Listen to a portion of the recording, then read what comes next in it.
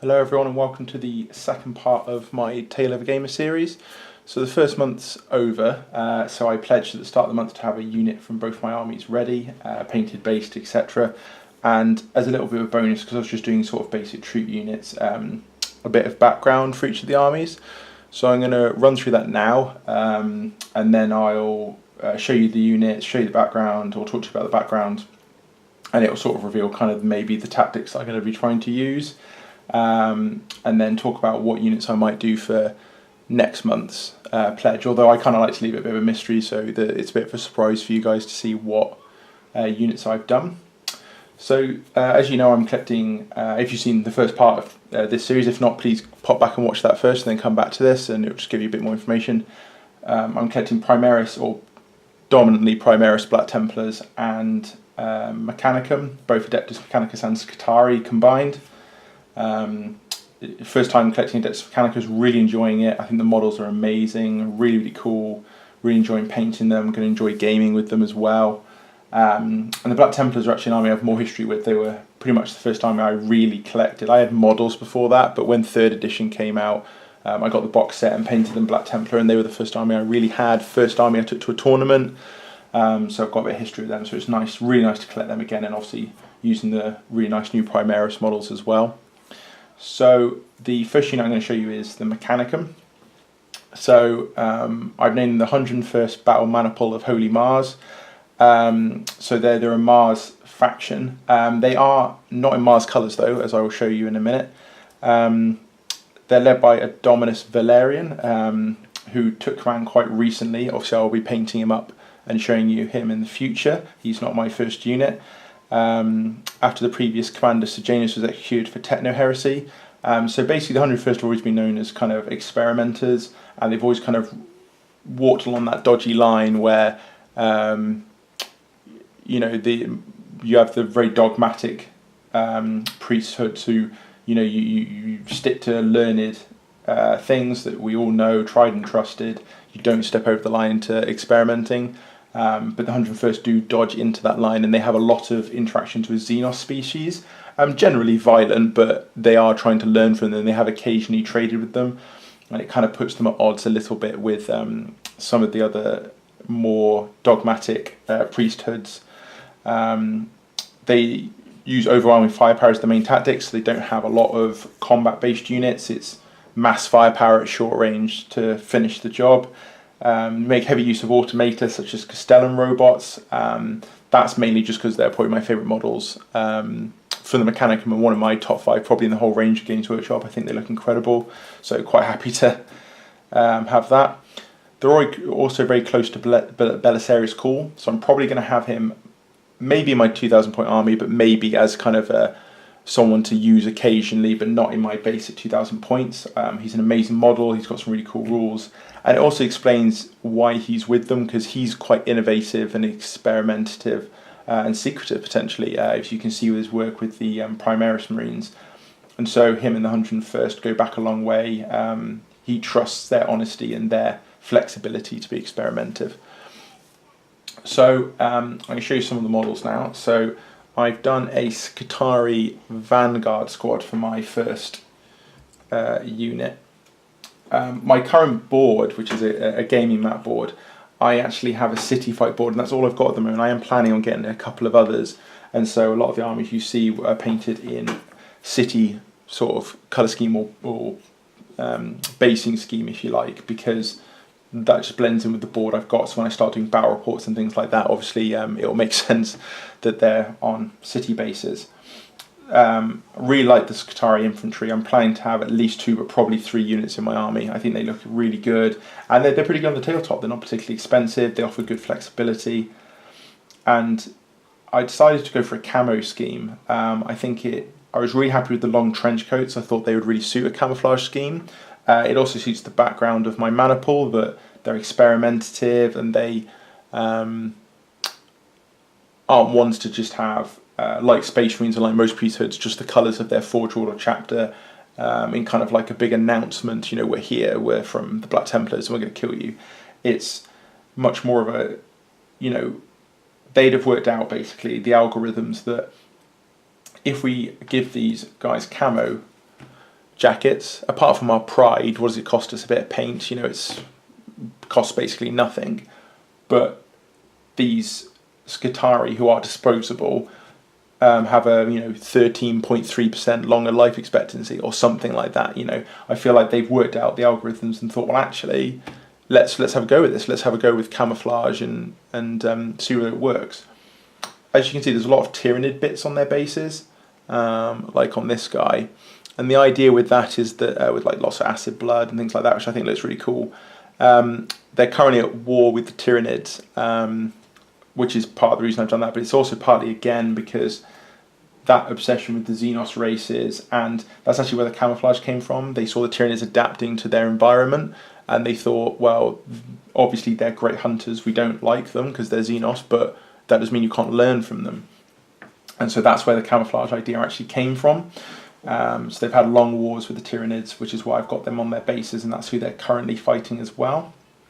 So we've got a couple of, we've also got like the plasma caliber. I'm really happy with the way the plasma came out on his gun and the sort of glowing visor on his helmet. Like I say, I'm really happy with the camouflage as well. Really happy with the way that came out. I wasn't sure whether it would work at first, but on the smaller models I think it looks good. On some of the bigger models I think I might struggle, and it might more be I'll do flat versions of these colours to blend them in with them, but not actually do camouflage, because I think it just won't look quite right on the bigger models. Or if it could look right, I don't have the talent to do it. So whichever way round that is. So that's my first unit. That's my first month's pledge for my Skitarii. It's only a smaller unit. I wasn't too bothered about having a bigger unit of them. I'm probably going to have, like, say, 3 units, but 3 probably just slightly under strength units, because you can still get the special weapons in, and they look really cool. So I'm pretty happy with that, and they're reasonably tough. They've got reasonable survivability and reasonable firepower without having to have a full-size squad. So that's the first unit there. So I'll just pop them off over here. So the other army I was collecting, as we know, is Primaris Black Templars. So I've got a bit of background for them as well. The crusade they're actually on is called the Beaumont Crusade. For those who've read the Gathering Storm background, which was incredible, there was a Space Marine called a Black Templar called Beaumont in that, and I thought his character was really, really cool. Great warrior, Zelos, like any Black Templar, but also, adaptable. He wasn't just, he could see past his faith and see that you'd never break with that, but then at the same time it doesn't prohibit doing things that are maybe borderline not right with you for the greater good. And he also fought alongside Guilliman, who obviously doesn't believe in the Imperial Faith, believes in the Imperial Truth. But again, Bowman was flexible enough to go, well, that's your view, that's fine. This is my view. As long as you respect mine, I'll respect yours, and we'll all just sort of, fight for the Imperium. And maybe one day there'll be a reckoning about this, perhaps. So my Black Templars are supposed to be the survivors of that crusade that got back to Terra with Guilliman. I mean, the main story, I believe there was actually no Black Templars who got back, but I'm just going to have it that a handful, like literally, 5 or 6 managed to get back through alternative means, or there was a couple of them who were found deep in a ship in a pile of dead demon bodies or something like that, and they were still alive just about. They managed to get to Terra, and then what I'm going to do is have it that Guilliman then promoted those last few Marines to be the commanders of the chapter, or of the crusade, sorry. So what I'm going to have is actually my commanders are actually going to be normal Marines, even though they're commanding Primaris, because they're the survivors, they're the veterans. Guilliman trusts them, he knows they'll do a good job. And then they, because they were led by Beaumont, made the crusade the Beaumont Crusade, so just naming it after him. The other reason that I'm leaving normal Marines in command is that Black Templars obviously have a Zelos faith, whereas Primaris Marines don't. As a general, they believe in the Imperial Truth because they've been brought up by Call and Guilliman, and also they haven't really been taught anything yet. They're almost like fully grown babies, kind of, in the sense of beliefs. Obviously they have a very indoctrinated warfare and they know how to fight and things like that, but in the sense of philosophy and religion and things like that, they're quite open-minded. But erring towards the Imperial truth, because that's, I suppose, what they've been told the most. So the other reason is these older warriors want to indoctrinate the newer Primaris warriors in the Imperial Creed, because they don't believe they can be fully Black Templars without that. They can't be non-believers within the Black Templar Crusades.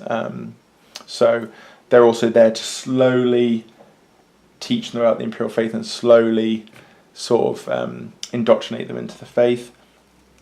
Where it's set now is obviously the Indomitus Crusade that they were following was 100 years-ish long, about 112 I think it was. So we now join them 112 years later, a long way through the Crusade, with the same commanders in charge. Some of the commanders have died, and a lot of Primaris have been restocked and things like that. But there is still a couple of Marines left from the original Crusade, and obviously a lot of Primaris, because when they left Terra, Guilliman gave them 500, 600 Primaris Marines, so it was a big force. So although they've been whittled down and then reinforced and then whittled down, there's still around 300 brothers, so there's still a lot of them, much more than you'd find in a standard Space Marine force. They're mostly been crusading around the tear that's now going through the galaxy, up and down the Imperial side, but they've also recently ventured into the far side, where obviously the Astronomicon doesn't really shine, and they're trying to reinforce worlds. They actually got there because they were with the Indomitus Crusade, split off to purge heretics and save shrine worlds, because obviously they're Black Templars and they're religious. But then they rejoined the Indomitus Crusade to go through to Baal. When they got to Baal, they helped save the Blood Angels, but then have now separated from Guilliman as he goes back to Macragge, and they're now crusading on that far side to try and bring hope to whoever they can. And obviously there's a lot of fighting to be done over there, so that's what the Black Templars do. So my Marshal's going to be called Agrippa. I have a cool plan for how I'm going to make him look, so I will surprise you with him in a couple of months probably. And the chaplain's going to be called Hector, and he's the one who's mainly in charge of looking after the spiritual side of the crusade, but also indoctrinating, like I say, these new Primaris into the faith of the Imperium. So these are the models I've done. So I've done a standard intercessor squad. I am really proud of these models. I mean, I really like my Mechanicum models. I think they look really nice. I'm happy with them. Obviously, there's far better painters out there, but for me, I'm really happy with them. But I'm extra happy with these Black Templars for two reasons. Number one, line highlighting I haven't done loads of, so really happy that that seems to have come out pretty well. And also white, as we all know, is a pretty big paint. I think we've all come across that. And I'm really happy with how flat it's come out, and what a nice kind of bright but not too shiny white it is. So it's bright enough that it looks impactful, but it's not so bright that it looks like they've just been polishing their armour, and that's all they do. So I've got a few examples here. I've tried to add things as well to make them look sort of more Black Templary. So we've got the banner here and some chains here, just to sort of try and make them look a bit more sort of Black Templarian and religious and zealot and things like that.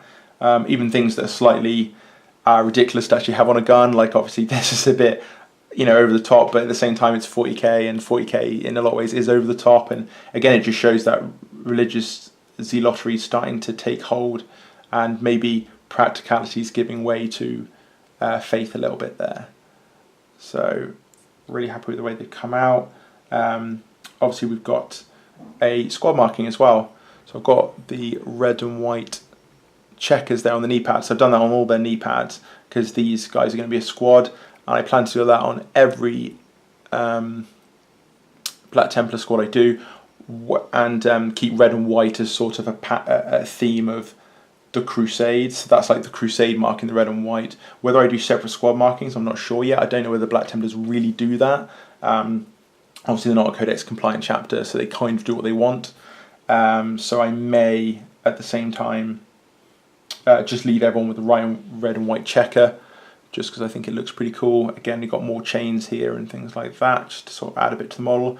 I've also added combat knives as well, just because I think it looks cool as kind of like an extra bit, especially for Black Templars who are basically a combat army, but also because these guys are out on crusade and they don't get to refuel, rearm, reinforce, etc. as much as a lot of other chapters, so it looks appropriate. I think that they have maybe a few more weapons on them to keep them going.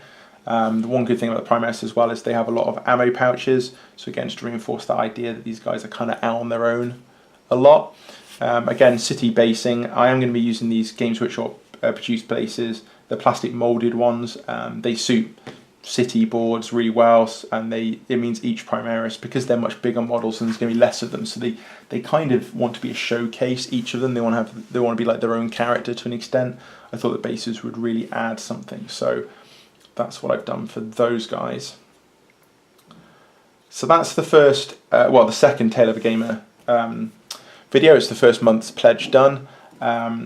You've got a bit of background there. I may have some more background next month to maybe expand on that, like what they're doing right now. I've kind of given you a bit of history in some of the characters, but I might expand on that a little bit, or I might leave that till the end and do quite a big background at the end when I've got the whole armies completed, and maybe they played a couple of battles which might influence the background, might give us some heroic moments to talk about. So we'll see what we do there. I'll be back in a month. Obviously got lots of other videos on the channel, like index reviews, codex reviews. I'm going to do the Space Marine Codex and hopefully have it uploaded Monday, Tuesday. So that should be uploaded really soon. So take a look at that. But Tale of a Gamer wise, I'll be back in about a month with my next pledge of 1 unit for each army, or maybe a couple of characters. I may do characters next month. So we will see how we go. I hope you enjoyed the video. I hope you like the units that I'm producing, like the background I've kind of thrown in. And if you like and subscribe, obviously you'll get notifications when the videos come out, and you can follow along. I'm going to do this all year, and at the end I'm going to have the armies fight each other for a few games, see who comes out on top. So we've got kind of the winner, if you like, of the Tale of a Game series, and I plan to start one of these each year, so it's something you can really follow along with, maybe listen to while you're painting or something like that. So please like and subscribe, let me know you're enjoying the videos. Please put comments in the comment section. What do you think of the models? What do you think of the background? What do you think of the Tale of a Gamer series? And meanwhile, I will see you all in the next video.